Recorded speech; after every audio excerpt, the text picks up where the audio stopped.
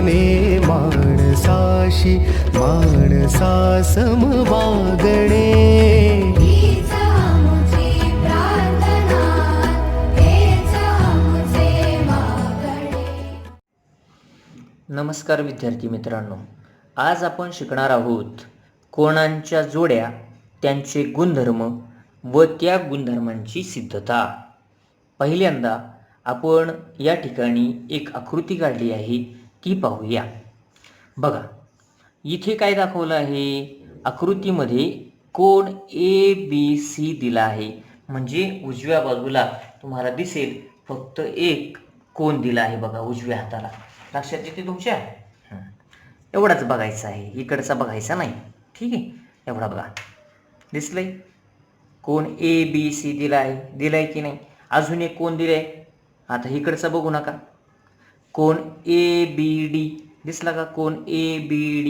अशा पद्धतीने तुम्हाला दोन कोण आपल्या आकृतीमध्ये दिसतायत ना. मग पहिल्या कोणाचं नाव आहे कोण ABC, दुसरा कोण आहे कोण ABD. मग कोणांच्या जोड्या म्हणजे काय रे? दोघ जण एकत्र यायला पाहिजे, त्यांना आपण म्हणतो जोडी झाली बघा. कोण ABC आणि कोण ABD ह्या ठिकाणी एक जोडी तयार झाली आहे. मग ह्या कोणांच्या जोडीला काय म्हणायचं हे आपण शिकणार आहोत. तुम्ही लहानपणी खालच्या इयत्तांमध्ये आपण ह्या जोड्या शिकला आहात, परंतु तुम्हाला आठवत नाही, म्हणून मी परत एकदा घेतो आहे. ठीक आहे, कोण ABC व कोण ABD यांना काय म्हणायचं. आता पहिल्यांदा आपण यांचं वैशिष्ट्य बघूया. बघा, कोणताही एक कोण जर घेतला, कोण ABC, त्याला भुजा म्हणजे बाजू. किती भुजा असतात एका कोणाला? दोन. पहिली भुजा आहे बाजू BC आणि दुसरी भुजा आहे बाजू BA. अशा कोण ABCच्या दोन भुजा झाल्या की नाही? दोन भुजा बरोबर. आता बघा कोण ABD, याच्या दोन भुजा कोणत्या बरं? बाजू BA किंवा बाजू AB आणि बाजू BD. अशा दोन भुजा झाल्या. मग मला सांगा, एका कोणाला दोन भुजा, मग दोन कोणाला एकूण किती भुजा व्हायला पाहिजे बरं? 4. किती व्हायला पाहिजे? 4. पण इथे बघा बरं, 4 भुजा आहे का? बाजू BC, बाजू BA आणि बाजू BD. किती भुजा आहेत? 3च. म्हणजे साधारणपणे दोन कोण वेगवेगळे असते तर आपल्याला 4 भुजा दिसल्या असत्या बरोबर. पण या ठिकाणी काय झालं आहे?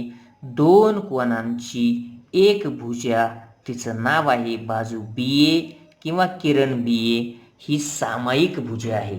कशी भुजा आहे? सामायिक म्हणजे काय रे? दोघांमध्ये एक बाजू आहे बघा, दोघांमध्ये एक बाजू आहे. समजलं की नाही? कोण ABCचा विचार केला, त्याची बाजू BA आहे. कोण ABDचा विचार केला, त्याची एक बाजू BA आहे की नाही? याला म्हणतात सामायिक भुजा बरोबर. म्हणजे काय? ह्या जोडीचं वैशिष्ट्य काय आहे? लक्षात आलं का? दोन कोणांची एक भुजा सामायिक आहे का?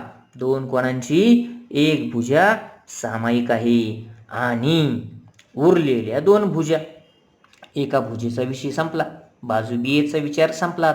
आता उरलेल्या भुजा कोणत्या? कोण ABCची एक भुजा AB, तर उरलेली भुजा BC. कोण ABDची एक भुजा BA, तर उरलेली भुजा BD. मग लक्षात घ्या, उरलेल्या भुजा कोणत्या? भुजा BC आणि भुजा BD. ह्या दोन कोणांचं वैशिष्ट्य सांगतोय मी. उरलेल्या दोन भुजा कोण आहेत? परस्परांचे विरुद्ध किरण आहेत. B बिंदूपासून सुरुवात करा. B बिंदूपासून उजवीकडे गेलो तर किरण BC दिसतोय. B बिंदूपासून डावीकडे गेलो तर किरण BD दिसतोय की नाही? म्हणजे या ठिकाणी दोन किरण आहेत, पण ते परस्परांचे विरुद्ध किरण आहेत. ते काय आहेत? परस्परांचे विरुद्ध किरण. म्हणजे दोन अटी घातल्या बघा मी ह्या जोडीमध्ये. पहिली अट अशी होती, दोन कोणांची एक भुजा सामायिक होती. आणि दुसरी अट, दोन कोणांच्या उरलेल्या दोन भुजा परस्परांचे विरुद्ध किरण आहेत. परस्परांचे काय आहेत? विरुद्ध किरण आहेत. आणि म्हणून या दोन कोणांच्या जोडीला असं म्हणतात रेषीय जोडीतील कोन. काय म्हणायचे? रेषीय जोडीतील कोन. बघा, नाव ठेवलं रेषीय जोडीतील कोन. मग आता आपण व्याख्या करूया. रेषीय जोडीतील कोन म्हणजे काय? जे मी वैशिष्ट्य सांगितलं त्याचं वर्णन मी करणार आहे आता. असं म्हणायचं. रेषीय जोडीतील कोनाची व्याख्या करू आपण. ज्या दोन कोनांची एक भुजा सामायिक असते, ज्या दोन कोनांची एक भुजा सामायिक असते आणि उरलेल्या दोन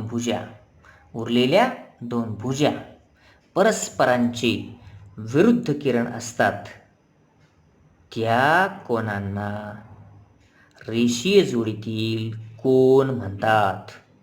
त्या कोनांना रेषीय जोडीतील कोन म्हणतात. समजलं? परत एकदा सांगतो.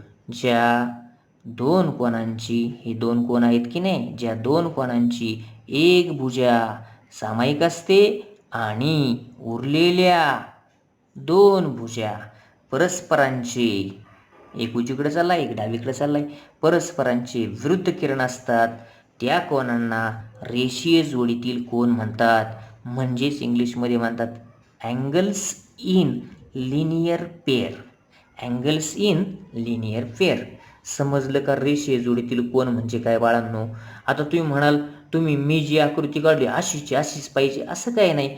किरण बी जो आहे की नाही, हा उजवीकडे झुकलाय, असा बरोबर मध्यावर येऊ शकतो, डावीकडे सरकू शकतो, असा इकडे जाऊ शकतो, कसाही येईल. अशीच आकृती पाहिजे का? असं काही नाही. मी आडवी रेषा दाखवली होती ना, रेषा DBC, ही उभी पण होऊ शकते आणि किरण BA उजवीकडे जाऊ शकतो, डावीकडे जाऊ शकतो, आकृती कशीही होऊ शकते. तुम्हाला ते समजून घ्यायचंय. फक्त एवढं मात्र नक्की की साधी सोपी गोष्ट लक्षात ठेवा.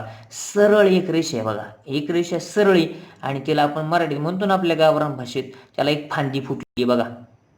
म्हणजे रेषा किरण BA निघालाय, एक झाड वाढल्यासारखं सरळ झाड वाढलं DBC नावाचं, आणि त्याला एक फांदी फुटली आणि फांदीच्या कोपऱ्यामध्ये जिथून फांदी फुटली ती दोन कोण तयार झाले की नाही. साधं सोपं. रेषीय जोडी, रेषेत आहे आणि जोडीत आहे. रेषा आहे, रेषा जोडी झाली का? झाली. कुणाची झाली? कोणांची.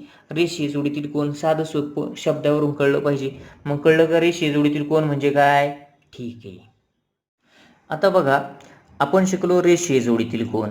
रेषीय जोडीतील कोणांचा गुणधर्म आहे, महत्त्वाचा गुणधर्म आहे. संपूर्ण भूमितीमध्ये वारंवार तुम्ही 9वीला असं नाही 10वीला जाल तेव्हा तुम्हाला रेषीय जोडीतील कोणांचा गुणधर्म माहीत पाहिजे. मग काय गुणधर्म आहे मी या ठिकाणी लिहून ठेवलाय बघा.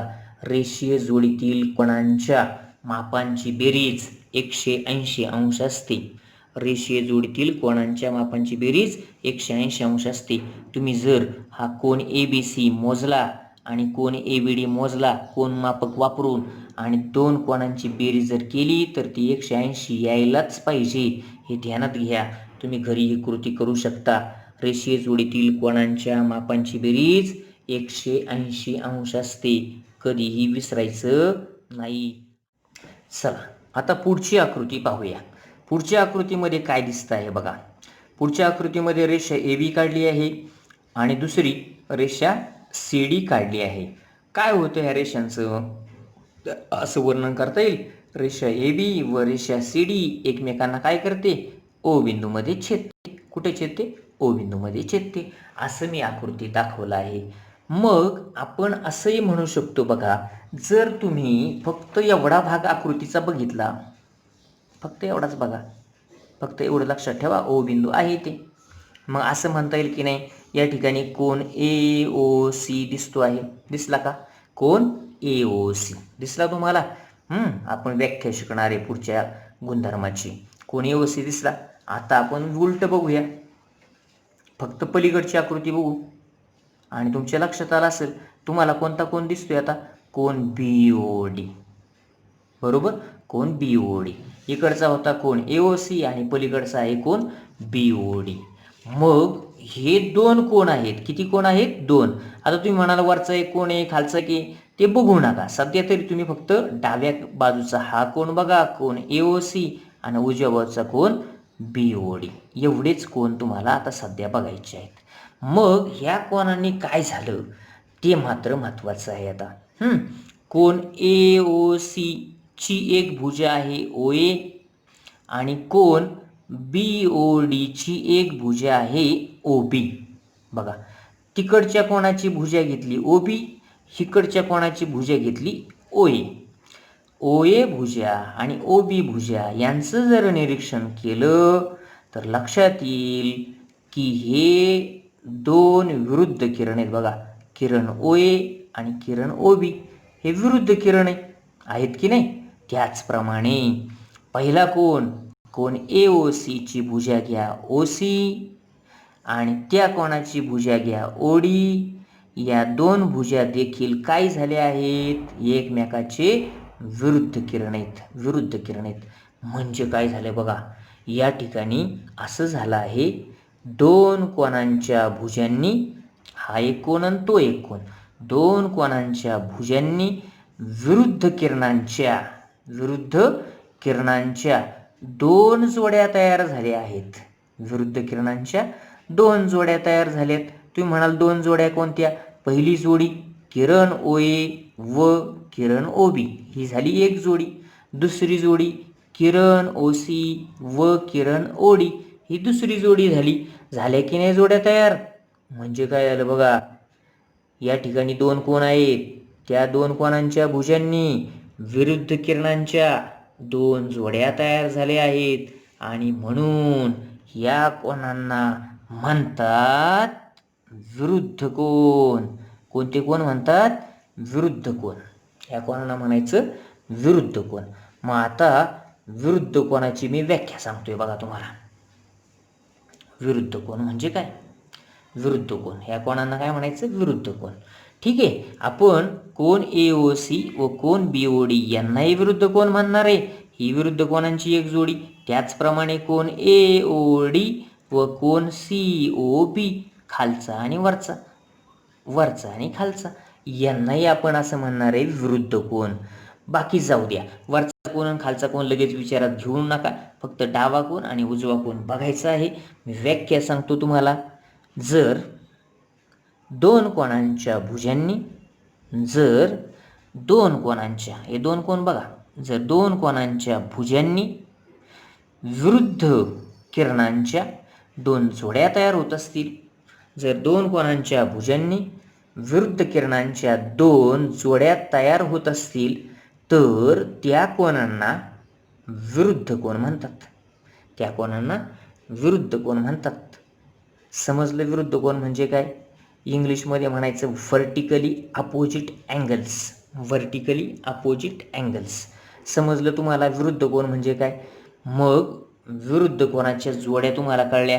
या ठिकाणी पेन्सिलने दाखवलेले दोन विरुद्ध कोण तयार झालेत. त्याचबरोबर वरच्या बाजूला या ठिकाणी एक कोण आणि खालच्या बाजूला O बिंदूपाशी एक कोण, अशी विरुद्ध कोणाच्या दोन जोड्या तयार झाल्यात, हे लक्षात घ्यायचं आहे. आता आपल्याला विरुद्ध कोण ओळखण्याची एकदम साधी सोपी तुम्हाला आयडिया सांगतो. गुणिले चिन्ह माहिती का नाही आपल्या गणितातलं? हे गुणिले चिन्ह एक प्रकारचं ना. गुणिले चिन्ह, अधिक चिन्ह, ही जी चिन्ह आपण काढतो ना, गुणिले आणि अधिक, ही चिन्हांमध्ये जर आपण आकृत्या काढल्या चिन्हांसारख्या तर ते विरुद्ध कोण तयार करतात. ठीक आहे. दुसरी गोष्ट, तुम्ही कात्री बघितली असेल, कात्री. आता मी तुम्हाला कात्रीची आकृती काढून दाखवतो बघा 1 सेकंदाच्या आत. हे फक्त वाढवलं आणि असं इकडं वाढवलं बघा. ही बाजू अशी पुढे नेली आणि परत दांडा तयार केला. आता बघा बरं कात्री तयार झाली की नाही. इथं पकडायचं तुम्हाला, असं कुरुक कुरुक कुरुक करायचं. मग ही झाली कात्रीची आकृती. बरोबर. इथे जर पकडलं तर कापलं कुठं जाईल रे? मी पेन्सिल ठेवली तर कापलं जाईल. बरोबर. इकडून दाबलं तर इथे कापलं जाईल आणि इथे जर बोट ठेवलं आपलं आणि मागून जर कात्री दाबली तर काय होईल? बोट कापलं जाईल. आणि आता अजून एक बोट घ्या आणि ते जर बोट या ठिकाणी ठेवलं इथं आणि मागून कात्री दाबली तर काय होईल? बोट दाबलं जाईल, बोटाला इजा होईल. इथं ठेवलं बोट कापलं जाईल, इकडे ठेवलं इजा होईल. मग हे दोन जे कोण आहेत, जिथे बोट ठेवला असता कापलं जाईल आणि जिथे बोट ठेवला असता इजा होईल, पण कात्री दाबली तर त्या कोणांना म्हणायचं विरुद्ध कोण.